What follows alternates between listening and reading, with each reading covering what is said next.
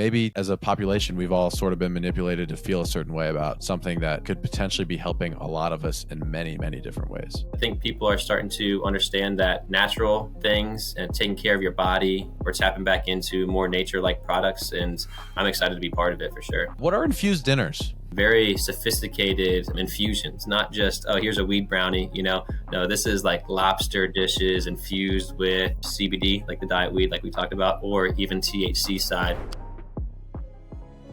Welcome to the show. Thank you for taking part in this immersive listening experience.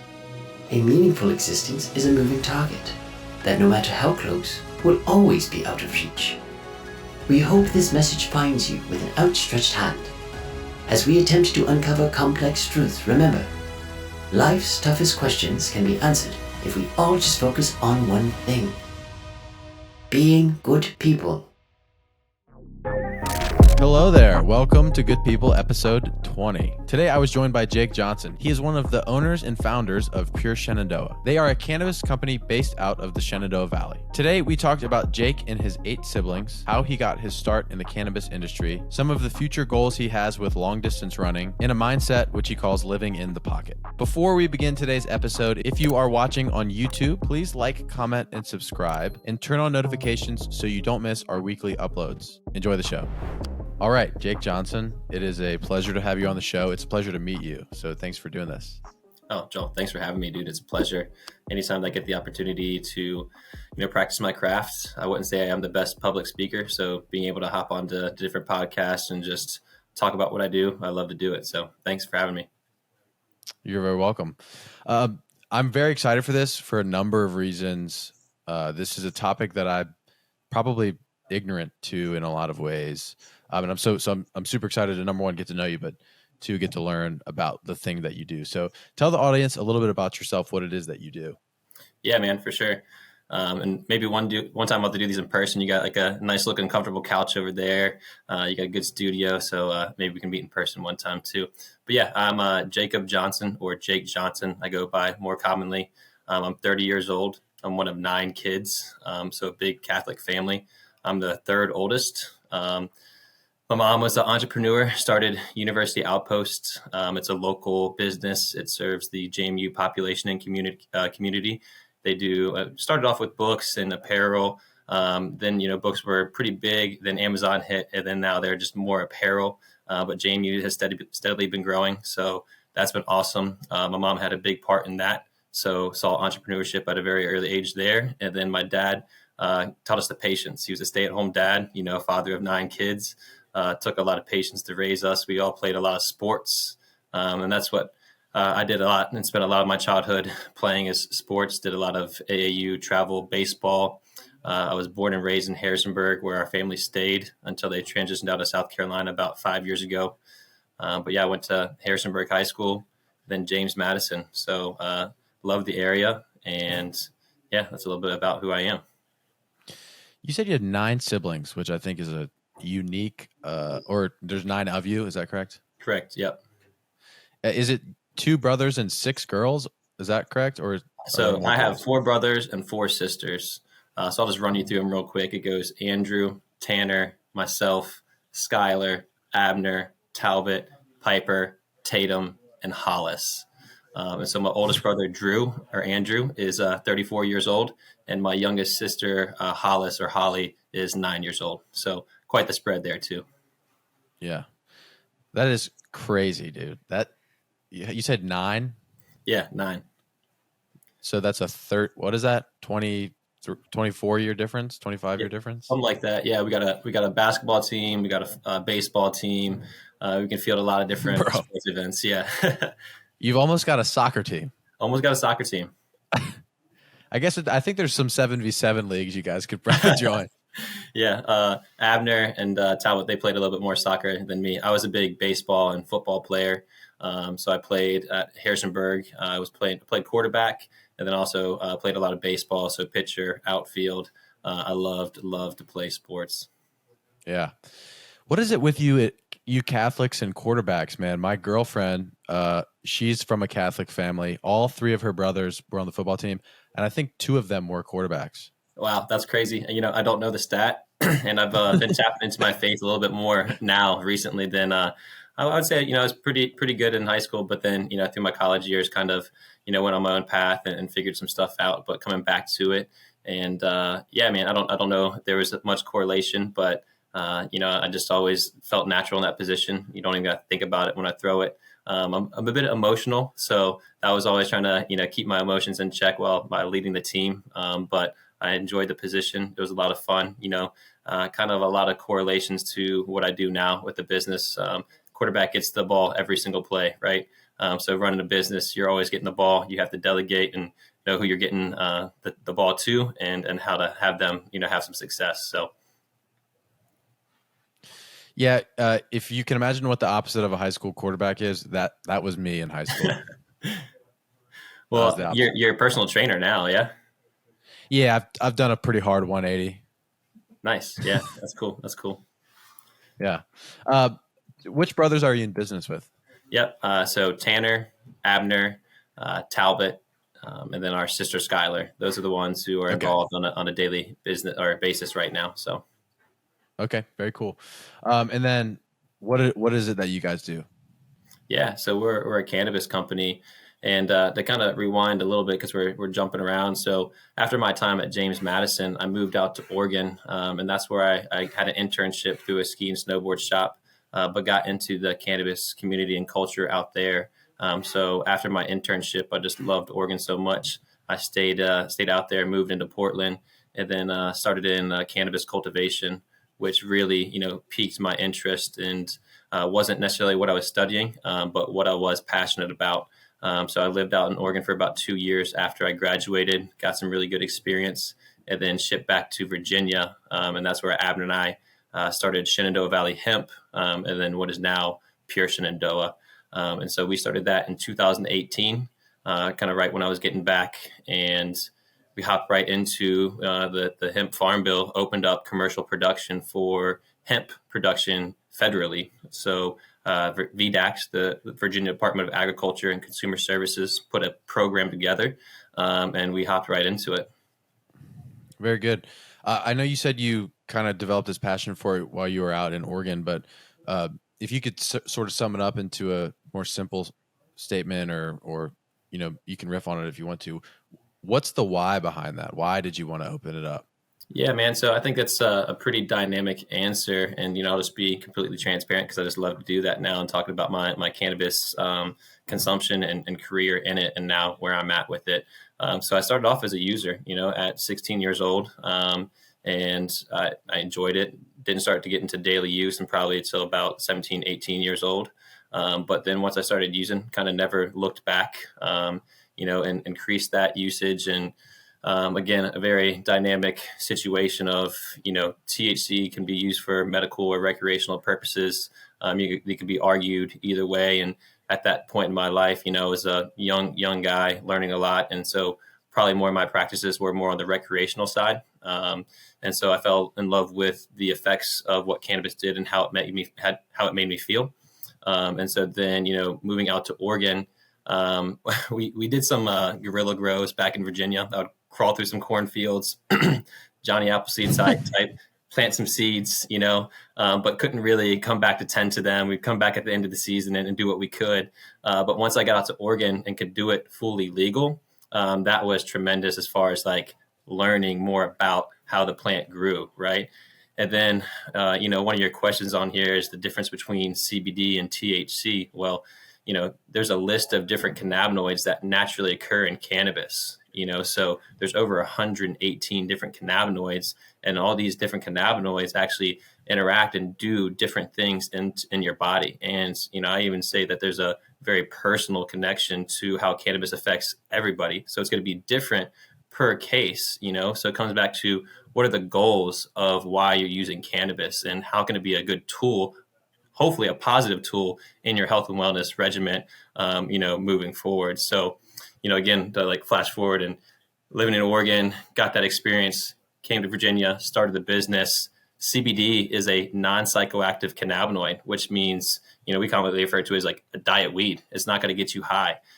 So that took the shiny aspect of cannabis away from a lot of people. Oh, hey, tell me when you guys are doing the real stuff. Well, hey, I'll tell you that it's all real cannabis. Cannabis and cannabinoids are very real. It depends what your goals are. Yeah. There's a lot of really cool things that I want to dive into here. This is a really stupid question. It's not a stupid question.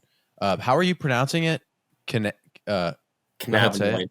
Cannabinoid. Is that a misconception? I feel like most people say cannabinoid.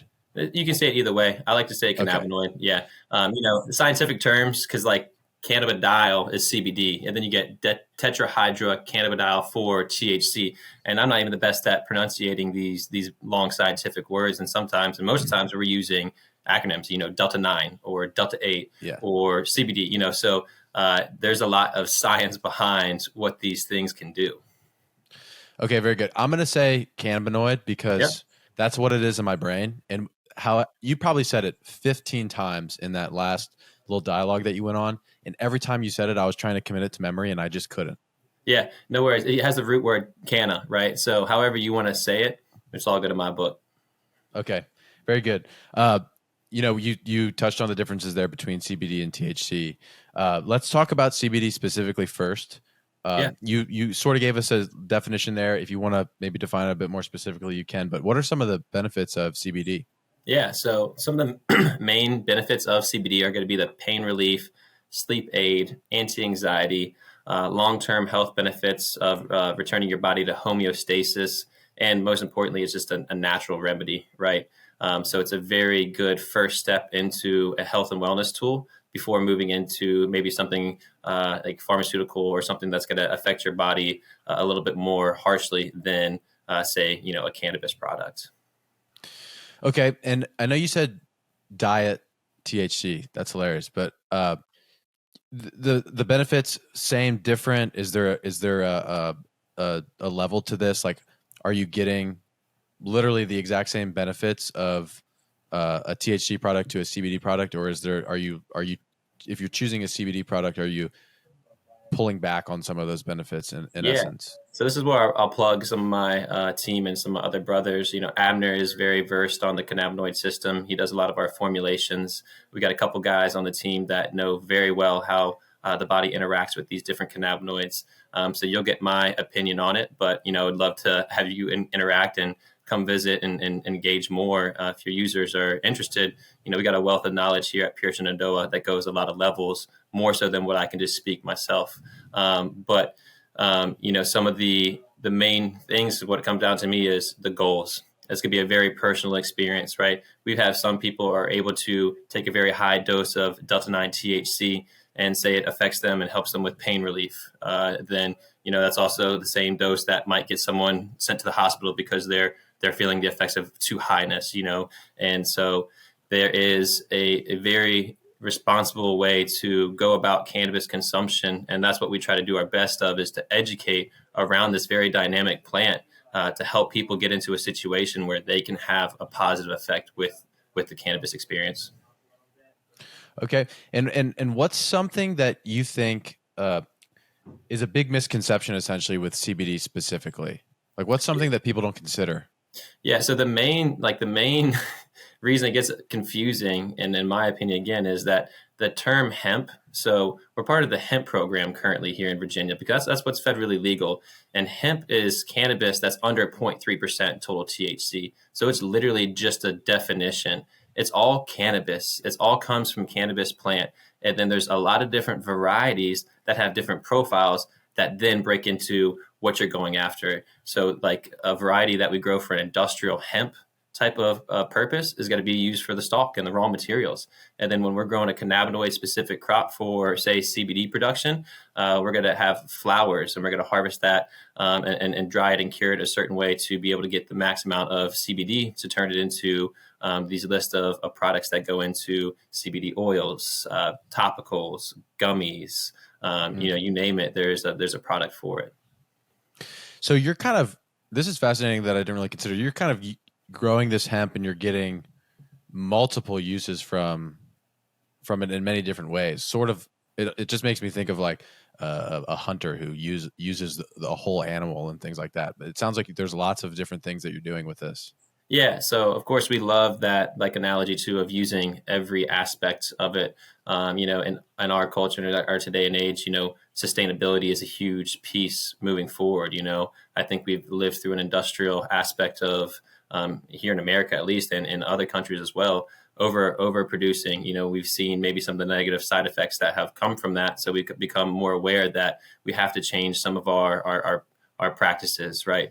And so with cannabis cultivation, it's sustainable. We can grow it quickly. And so in 2 to 3 months, we can have a full crop cycle, and we can use sustainable practices. So no pesticides, no herbicides. We're going to treat and help create living soil that will then feed the plants, right? And so it gets this whole loop that is so beneficial because it's a natural cycle.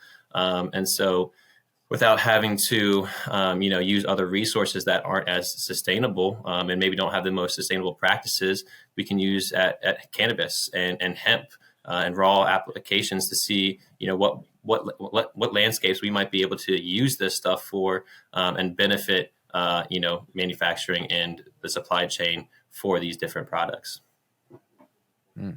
What is the season and production for this like? Is there specific times of the year that you can grow and other times you can't? Yeah, so typically here in Virginia, we're starting our crop mid to end of May, and then we're harvesting September, October. Okay. And then the rest of the year you can't? Not that you can't. So in indoor cycles, we call those perpetual cycles, and typically you see those for THC production, either indoor, recreational, or medical marijuana facilities that have indoor facilities where they're able to manipulate the environment and grow full year long, and they're actually trying to industrialize it almost and have it on cycles. And then we have the outdoor cultivation that happens on a natural life cycle. So after the summer solstice, June 21st, the days are going to be cut shorter, and that's what tells the plants to go ahead and flower.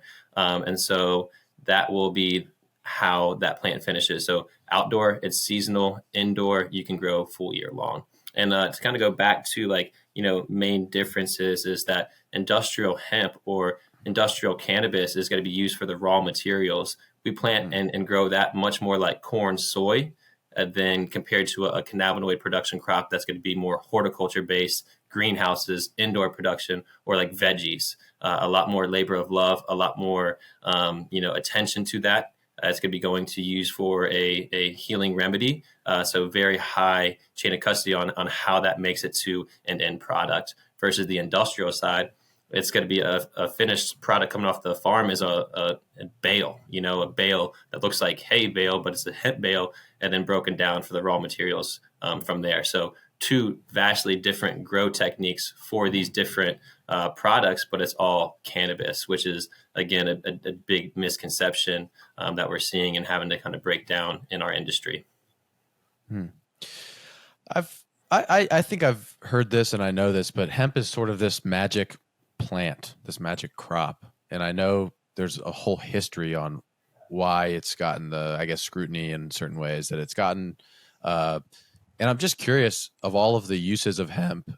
I'm sort of giving you an open floor here to talk about it. I know we've sort of mentioned it and brought it up, and its many aspects, what it is and what you can pull from it. But if you wouldn't mind sharing, maybe in a more well-rounded way, what is hemp and what are its many uses on that industrial side of things outside of just for the the CBD? Yeah, for sure, man. I would love to try to sum that up in one good swoop and see what I can do. So, in ancient times, it was bred and used for more of the stalk, the raw materials. I even have a theory that the pyramids were built from hemp because in ancient times they had access to lime, which is a binder that you could also then grow and mix with the cannabis, the inside stalk, the hurd part, and then use it as a building material. It's very lightweight. It's not necessarily structural as we know it currently, but it has great insulation purposes. So again, just in the ancient times, it was used more as a raw material, then you kind of flash forward to the colonies, and even we were using it for the ropes, the papers, the textile, the clothing. And, to touch on the clothing, and sustainability aspect of that is hemp clothing is a little bit more thick. They used to wear the expensive clothes back in the day were clothes that you wear for multiple days in a row. You didn't have the luxury of a $10 shirt and to be able to rotate shirts. You just wore something that was going to be durable for a long time, And so these materials, they were used for a vast amount of things in our culture moving forward. But now present day, there's a big focus on Delta-9 THC. That's the most famous cannabinoid, right? And so in the early 1900s, that's when it became illegal again, and a list of reasons why. And I can't maybe speak on all of them, but lobbying was involved. Propaganda was involved. You move into the 30s, you get reefer madness, the war on drugs, Nixon in the 70s, to now present time. And we have hemp program that's federally legal again. We have 50% of the states that have legal cannabis for either recreational or medical use. So we're living this present time of the shift back into education around cannabis, and this time more of the cannabinoid focus for the medicinal and the recreational aspects of it. With that, it's at a crazy time with, how people are living their lives and how it can be incorporated to a health and wellness product, or even to the point where it can be used as a drug, And so again, it's very dynamic, and there's a long history of it, so that's what makes me feel comfortable as a person of faith too. And to use it in my own regiment is that it's a plant. It's a God-given plant. And, the way that it can be used is what needs to be responsible on the person who's using it. And so we love to have a tie into bringing this education back out, and some stats, so back in the 40s, we picked up cannabis production again for World War II, and we grew about 500,000 acres as a nation. This season in 2023, we grew about 20,000 acres of hemp as a nation. So we're down on industrial hemp, but up 50% in states that have legal cannabis. So we're going up on the cannabinoid side. And again, just a very dynamic plant. And even as I explain it, it's pretty dynamic. And again, I just encourage more and more research. Come down and chat with us, because we love to have these conversations. It's not going to be just a one type conversation. It's going to be going back for more. I mean, I've dedicated to my life to this, and we're still learning more and more each day. I understand too that, and you can correct me if I'm wrong here, but Virginia is one of the states that's sort of been wishy-washy on all of this, right? And I'm sure you guys have to sort of stay up to date with that stuff. Of course, yeah. We're staying up to date with it. And again, it came all a little confusing with the 2018 Farm Bill, and you could grow hemp or cannabis for its CBD purposes, so the flower purposes. And then you had this controversy of which varieties are going to stay under 0.3% total THC. How do you monitor this influx of people wanting to grow this crop? So that season, in the 2018, 2019 season, and then even going into 2020, there was 2,000 farmers growing about 2,000 acres of industrial cannabis or industrial hemp through the hemp program in Virginia. But mainly, 90% of that was for CBD production. And with that came an over surplus of CBD production and a crash in the CBD market. Mm. Have you guys ever been able to do THC production? No, not like full THC production under a medical or recreational license. I would say we've definitely got really creative in the hemp program. Again, we're passionate about cannabis, and our products are helping a lot of people. And it's a little bit frustrating to be told how to formulate a product when you see benefits, and in other states it's becoming legal. And Virginia did I maybe not just adopt a fully open program. It's been a little bit frustrating to try to navigate that scene. But again, we're not mad by any ways, because it's such a dynamic plant. Again, it's just coming legal here presently, so there's got to be some growing pains to this becoming a legal crop here in Virginia. Yeah, a decade hopefully, or whenever from now, it's going to probably be a lot different world for you guys. Yeah.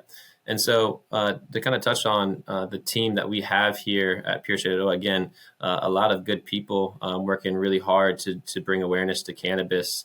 So my brother Tanner and our buddy Thomas Malone, he's been working on the medical side of cannabis for us. So to kind of give you an understanding of what the the cannabis program looks like in Virginia, there's 5 licenses available for medical marijuana companies to operate, and they've broken them down into 5 zones. They call them health service area zones. 4 have been in operation for a couple years now. The one in our area, the health service area 1 zone, it's like Charlottesville and the surrounding area, some of the Shenandoah Valley, that's been unserviced because there was a lawsuit from the company that originally won the license. That company was called Farm Canna. And then they merged with an out-of-state company called MedMen, and that license took too long to activate. And so the Board of Pharmacy, the agency who was overseeing the medical program, revoked that license. Well, then that was caught up in a lawsuit for the last 2 years. That recently just got ironed out. But what Virginia had done since that time is create the Cannabis Control Authority. That is the agency that will be overseeing cannabis operations here in Virginia, both medically and recreationally. And so January 1, they get the power to take over the medical program. And so that license for our health service area 1 will be going back up for auction. And we actually applied for this license 2 years ago when they opened it back up before it was caught up in a lawsuit. So we've been pursuing medical cannabis in Virginia for multiple years now, and been trying to get into the licensing for fully legal THC production. And so that fight has been ongoing, and there's a lot of variables to that. And, a lot of people even fighting beforehand to get cannabis to where it is today. So we're glad to take the torch. We have a lot of energy. Our company's young. We are a family and friend-based company, but we've been able to really bring on some great local talent. And we're trying to do our best here to bring awareness to cannabis in Virginia. How much of that sort of advocacy work, in a sense, takes up your guys' time? Correct. I don't really do it. The way I do it and the way I spread it is we work a lot of different events. I have retail shifts, but mainly I'm on the farm. I'm on the industrial aspect of our business, right? So I don't do too much of the politics stuff, lobbying, going up and talking with politicians. Tanner and Thomas, Robin, these guys that are, dialed in on that side of things are really pushing that. And that goes beyond Pure Shenandoah and just a network of people here in Virginia that are working together to get that done. This is another season of it, and we're in the off season because we want to put some good legislation together and really bring Virginia together to bring out some powerful legislation next session, and what we want to see is some industrial hemp legislation separate from cannabinoid production legislation. I guess I'm just sort of ignorant to this aspect of not just hemp, CBD, THC, but any sort of state regulated thing. How much are you guys, and maybe this is just a personal belief thing, pushing for, in a sense, more freedom to just sort of do what you want? I understand that this realm of things in reality is probably that's not a likely outcome of restrictions for this, and this are lifted, do what you want, as opposed to making sure that the things that are in place are super specific so that, you're not getting in trouble or what have you. Does that question make sense? Yeah, I think I'm picking up what you're putting down, right? And the way that I get back to it is this is a plant, and Virginia's already opened up for personal possession and personal grow. And so people can grow 4 plants and they can have and possess cannabis up to, however amount at their house. Then there's some laws while driving. You got to make sure you can't have your cannabis within reach. You can get a DUI if you're smoking cannabis while driving. But criminally right now, it's the most safe cannabis has been in Virginia. And as long as you're not selling it, you're not going to get criminally punished, and you can grow it and use it. And you could even have a medical program or a medical card to be able to get medical cannabis. Yeah, it's a little bit more expensive, but it's still, something you can do in Virginia. And what I'm getting at is that this plant has been around for a really long time. And so when people can grow it, there's going to be an abundance of it, right? And so the corporate licensing that are coming around cannabis, it's a little bit hard in our minds to understand and grasp why it makes sense as far as how to have a perfect system. There's not going to be a perfect system. We're all still learning how to use this plant to its full potential. And so what we see is, a lot of the times it's going to get in the hands of children. it's going to be toxic. It has to be done in a way that is grown with no microbes or any of this, and ultimately, cannabis has been grown safe and consumed for a really long time in human history, and we haven't had really too many issues. That being said, to push medical products that have tested and research based products, that's going to take a little bit of time. But as far as just consumption of cannabis, it doesn't have to be done either recreational or medically. You can just grow it on your own just fine. And so with that, yeah, it's kind of like, I don't know if I answered your question the best, but it's a plant and it's really hard to regulate, and it's a dynamic plant. Really what it takes is like communication between everybody to put a good program together that, ultimately benefits the most amount of people, in our opinion. And the cannabinoids is one thing, but the industrial side, where we're doing raw materials for sustainable building products, that needs to be opened up and be able to do what you want with that. So again, there's a lot of levels to it. And even, just trying to iron out some of the misconceptions is one of the biggest goals for this year's off season. Yeah. I think you answered it well. It's a very diverse, ongoing situation that it's frustrating in a lot of ways for you guys, because you're with it every day. You see it, you see the benefits, you study this stuff, and there's almost like this societal lag that hasn't caught up to you yet. That you're, in 10 years, when everybody's talking about it, you're going to be like, look, guys, this is what I was saying all along. Yeah, that, and of course, other natural remedies. Psilocybin is a big talk in the future. People are getting into that and loving those. Psychedelics is making its way into science, and legitimate science. So we're just scratching the surface of understanding the brain, and even way more levels than I understand. And I've just started to tap into, of course, cannabis, and I say just started to 5-10 years of growing now, and we're still learning. So I'm excited to see how this natural remedies era kind of comes out, because I think we're going to have a lot of smart people, a lot of quality research, and hopefully legislation to kind of back this real industry. Yeah, it's just a fascinating thing of, when you learn, to your point, psilocybin, other psychedelics, THC, all the stuff, your world, there's a lot of things that I think from a general public standpoint, we're now seeing, oh, actually there's tons and tons of benefits. And perhaps there have been people and things that made us feel the way we feel about them for specific, probably negative reasons. And, again, this is a topic, and psychedelics is another one that I'm ignorant to and would love to learn more about. But it's just, I had a lady on, she studies death anxiety, but she also studies persuasion.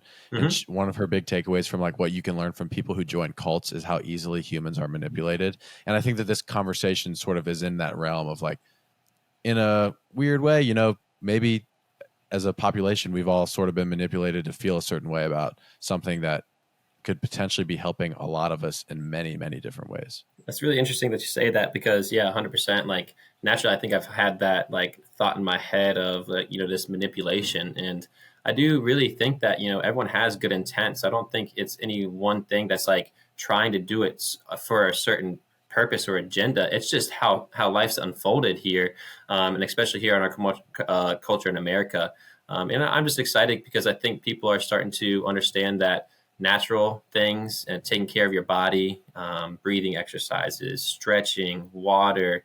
And these are things that we preach too, because cannabis is not a cure-all, man. You can't just take cannabis. You can't just get high and you think your life's going to be so much better. There's a very dynamic process to that.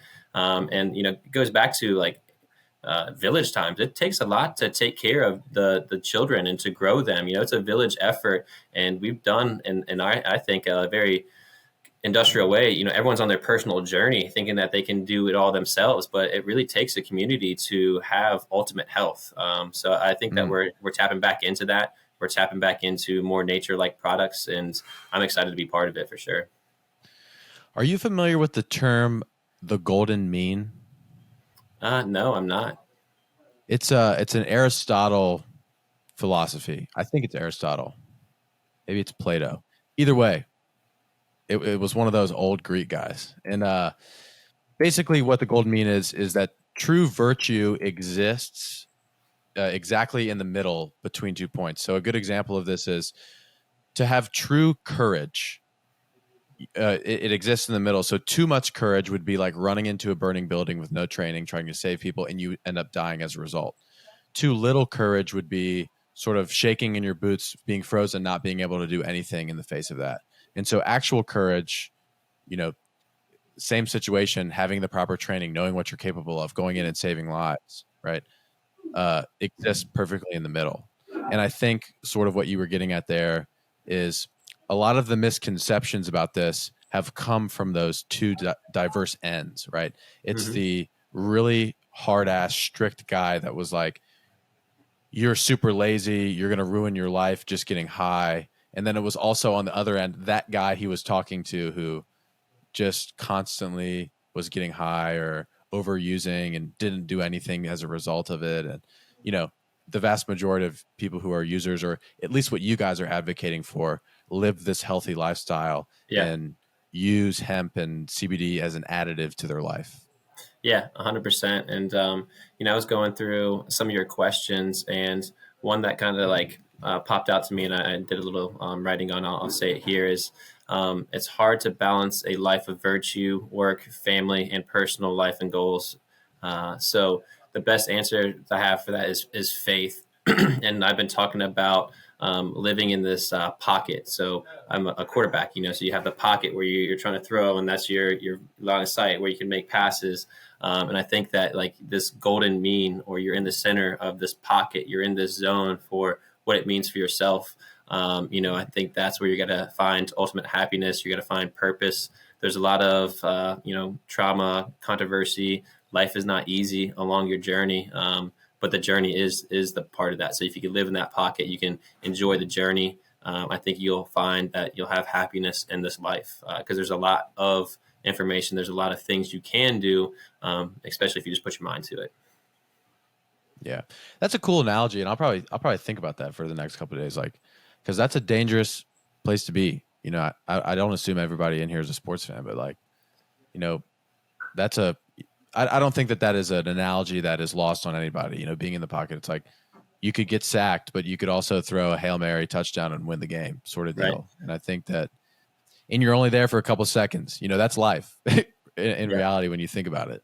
And I think that's a pretty cool analogy. Well, then you might get sacked. You get back up. There's another play. There's other quarters. Yeah. There's other games. There's other seasons, and so it just kind of goes from there. I love analogies like that, especially sports ones, because those always really resonate with me. Yeah. What are infused dinners? Yeah, man. So we have a cool retail front. Again, plugging it. Come out and visit us. Anyone who's listening to this and interested. Again, a lot of questions to still be answered. Come out and visit us. We have a retail space that we opened within the last year. We have graphics. It's an educational space. We've got compliments that, hey, this is like a museum. Come and check us out. And then part of this retail space, it's about 2,200 square feet. Half of it is designated for event space.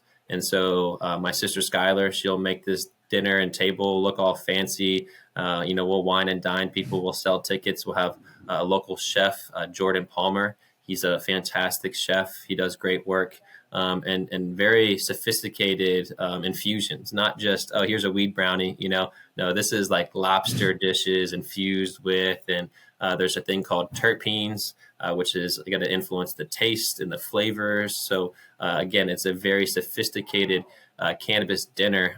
There's options for CBD, like the diet weed, like we talked about, or even THC side, where there is a psychoactive effect with it. In a very light dose. Again, we are very big advocates of low dose and using responsibly. But once you kind of know your dose, you can use it how you feel as well. So it's an infused dinner. It's a lot of fun. Typically, prices are right at like $100. We do them once every quarter. We also throw in a ton of other events. We've done comedy shows. We've done canvas and cannabis. So it's like a smoke and paint night. We've done trivia. We've done a lot of different things. We host workshops. So it's a grow season right now. We got one coming up here in the next couple of weeks. It's a harvest workshop. So we'll teach people how to, harvest their own crop that they've grown. Again, it's an event space where it's multi-use, and we love to bring people out and talk about cannabis and give experiences. Yeah, very cool. One of the things I'm just like getting from you is that you guys are super invested in the community that you're trying to build, and it's really about sharing this thing that you find value and see something cool in with others and teaching them how to do it. And that's like a thing that I really sit back on a lot with fitness. I'm a fitness coach, and all I want to do is teach somebody how to do it on their own. And like from a business perspective, that makes no sense because eventually they'll Correct. stop coming Right. to me. Yeah. But it's like that doesn't matter. What good am I doing if they have to pay me 100 something bucks a month just to stay in shape? It's really about getting to this place on your own where you are a strong, resilient, more well-meaning, better person. Yeah, and 100%. Like I couldn't have said it better. That's exactly what we try to do with cannabis. And I hate charging for cannabis. Eventually, I would love to give all this stuff out for free. If there's a business to run, we learned a lot about business. We have a couple different entities of how we're growing this company, and so there's a lot of different goals that we have, and um, community and focusing here locally and regionally is one of the biggest things. It's hard to change the world, but what we can do here, and especially me being a sucker of Rockingham County, I love it here. I'm biased. I don't want to hardly ever leave. And so I want to help people in this area, and I want to see people become the best version of themselves through it all. Do you know who Michael Chandler is? I don't. He's a UFC fighter, was a Bellator MMA champion, Okay. and is like one of the most electrifying men in mixed martial arts. He's just always entertaining to watch. But he's a very outspoken Christian man, and he has a podcast. It's called Walk On, I think. Okay. But anyways, I don't learn too much from him, or I don't consume too much from him. But he's a really cool guy, and he says that fighting is people always scrutinize him for his faith. Like, how could you fight other men for entertainment and like say you believe all these things? And he always says that fighting is his shiny object. It's the thing that gets eyes on him, and then now people are watching. He can share his true message and goal, which is faith and being a family man and caring about community. It kind of sounds like your shiny object is this stuff. My shiny object is fitness. And that probably changes obviously over the course of your life. But I know we talked a little bit about it with infused dinners, but I want to know the why. Why did you start hosting infused dinners? The why behind the infused dinners, I think, are like it goes a little bit bigger than behind just infused dinners. It goes back to the value of education, and through education, we host these infused dinners to be able to showcase all of cannabis's power in a sophisticated meal, while at the same time we're coming out there. It's a very big experience. We're talking about the varieties that were grown into how they were processed and for the flavors in that particular dish. So again, I think it's just rooted in education and bringing people together to have a positive experience with cannabis rather than just using it in such a like a cannabis culture way of like, oh, the brownies. This is like a sophisticated dinner where it kind of drops some of those stigmas that, hey, this is just a normal dinner. This is a normal dinner that happens to have cannabis in it, and here's how it's done. It's not really a shift of focus. It's sort of what we've been getting at here the whole time, but I'm curious on the family business side of things, what it's like to work with your family, specifically your brothers and siblings. Yeah, dude, it is a blessing. I love it. I do. There hasn't really been a day that I haven't loved it. That being said, there's been challenging days, and so Abner and I were the two brothers that started the business off. Then very quickly got Abner and Tanner and Talbot involved, and then Skylar involved. So that was the 5 siblings, and we're actually up to about 20 total employees. So you can make up 15 other members of the team, and they are either close friends, so like family, or some recent additions that have been a little bit more outside the circle. So not only do we have family and business, we have some of our best friends that we've gone to high school and known for a really long time as well in this dynamic. And typically you hear a lot of stories where it doesn't work out. I think we're a living example of when it can, and I'm blessed to be part of that. And I think some of the challenges are professionalism, because we do all live like, hey, I know where you're going after work, and I know where you're going to the gym. There's not much separation of work-life balance. But I think a work-life balance is also a perspective of who's enjoying the journey. I love it, and I love having this dynamic of friends and family involved. So professionalism, and we've got to where we're scheduling meetings, and if you don't make a meeting, that's very unprofessional. And fortunately, we're, very self-driven and self-led, and everyone's really passionate and happy to be part of the team, that it's kind of naturally happens. And we've been able to naturally grow without too much friction. But, getting to the point where we can run reports, where we can have meetings that are beneficial, where we can project future events, that has taken a lot of time in business. And so that goes above my skill set. My brother Tanner, he's very task oriented. He's very analytical minded. Abner's an engineer brain. Talbot fulfills all of our orders. My sister Skylar does a lot of our marketing and design stuff. I'm the cultivation guy. I grow all our stuff. And then the list goes on of what these guys and our team members add to the team. And with that comes a lot of challenges. But, again, I think we've been doing a great job of living examples that family and friends can do business together, and they can do it well. Yeah, it's interesting you say that. I was actually about to just say, I remember specifically my grandfather when I was like 16 or 17. I was sitting on a porch swing at a cabin. It's our family cabin. And he gave me the advice, never start a business with your brother or your friend. and that was actually one of the things I wanted to bring up with you, because I mean, you guys have literally done the opposite. It sounds like not just the fact that there's 5 siblings, but your employees, which a lot of places get close. And I think that's the nature of small business, but Right. You literally are working with your family every single day, which is very cool. How much do you feel like it helps? I know you just said it's a tremendous blessing. You get to see them, but more specifically, what are some of those positive benefits to having your family work with you? Gosh, yeah. So you look at the fast pace of the cannabis industry, laws ever changing back and forth. Like, fortunately, unfortunately, we don't get to turn our brains off, And so when we go home and we're making dinner and we're just still talking about business, or we're going to the gym and we're talking about meetings or things throughout the day, it gives us a leg up. We never stop, really. With that comes the responsibility of knowing when to rest. Sunday's a big day of rest for us, So other than that, we find ourselves working. And so I think that's a big advantage, is that, we are that close, that we feel that we can communicate at any time.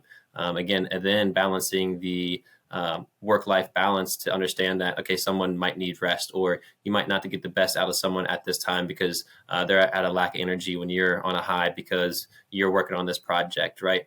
And so it's just knowing the team and knowing the individuals and the personalities behind it. I think that's the biggest thing that we understand about each other. And we've always been close.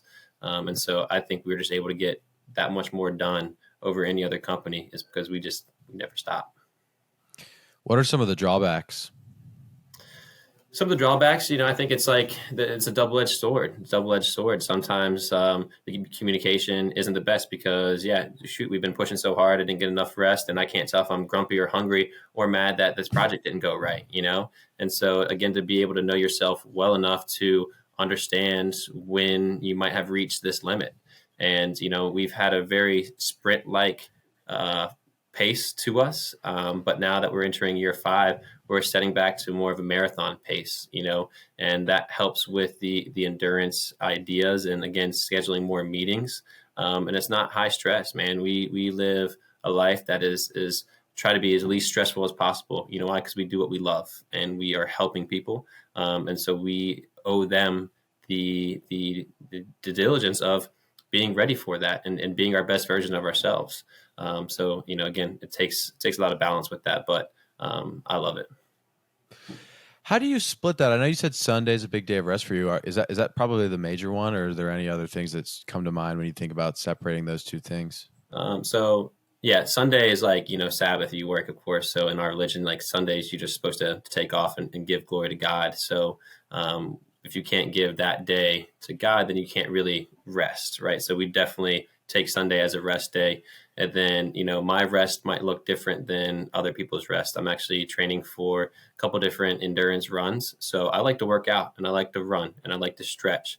And so those aspects are actually times where I'm with myself and I'm recovering. It doesn't look like recovering because it's active, but I've used these things to really help me overall balance my work-life balance and enjoy, working 16, 17-hour days, and also, finding time to still train.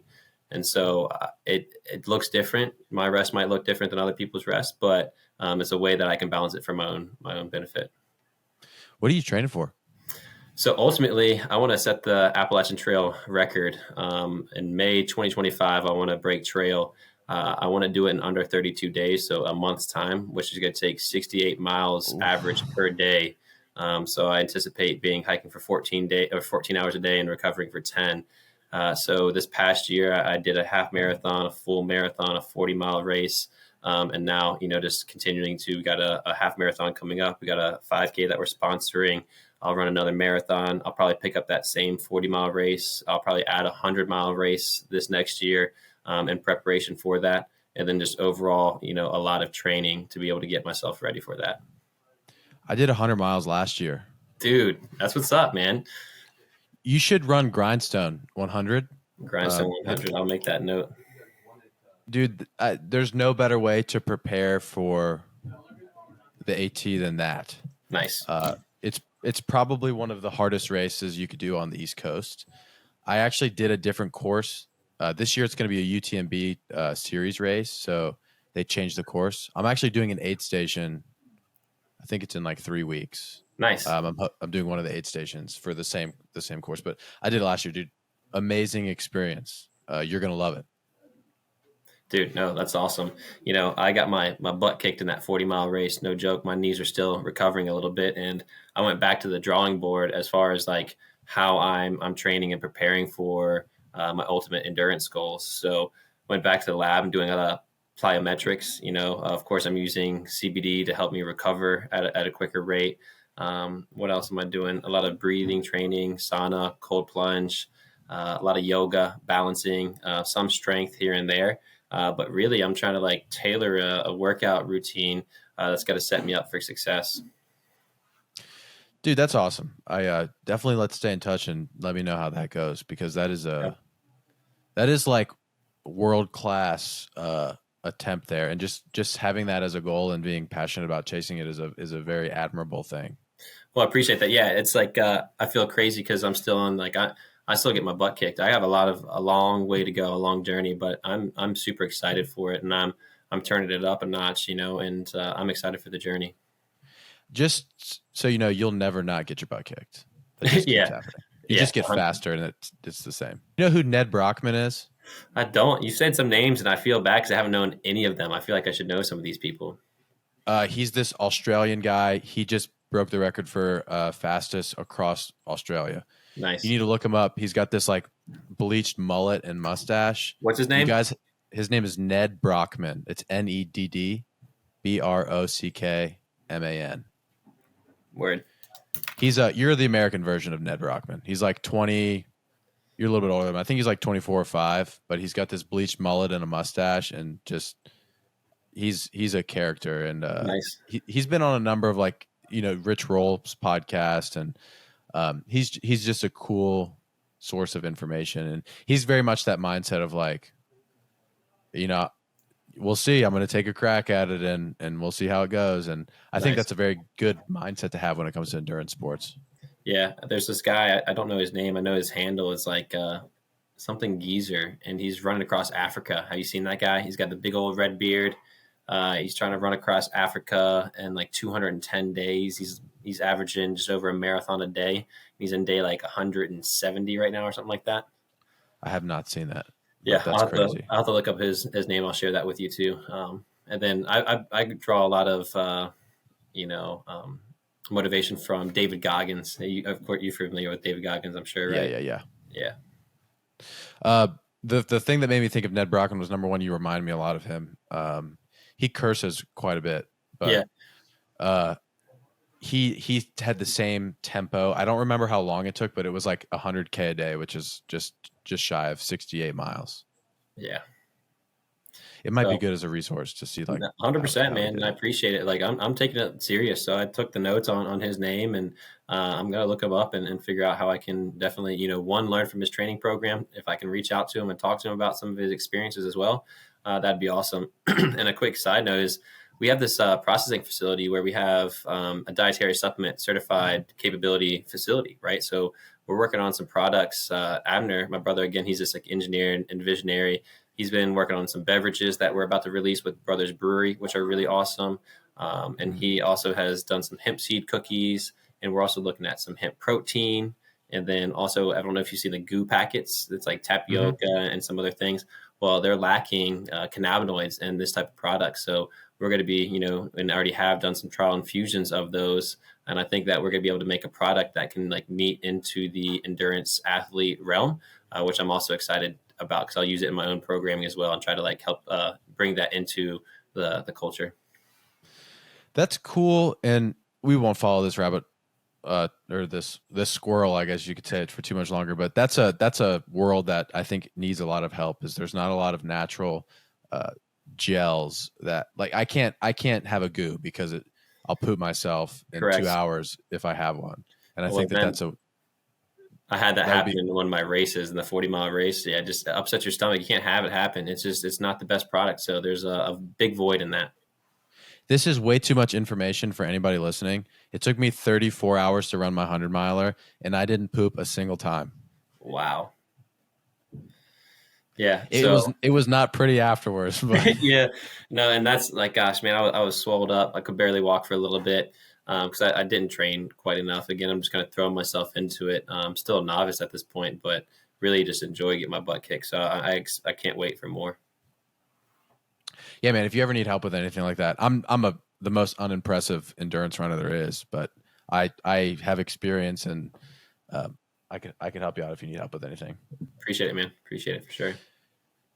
Okay, I kind of want to touch on this a little bit.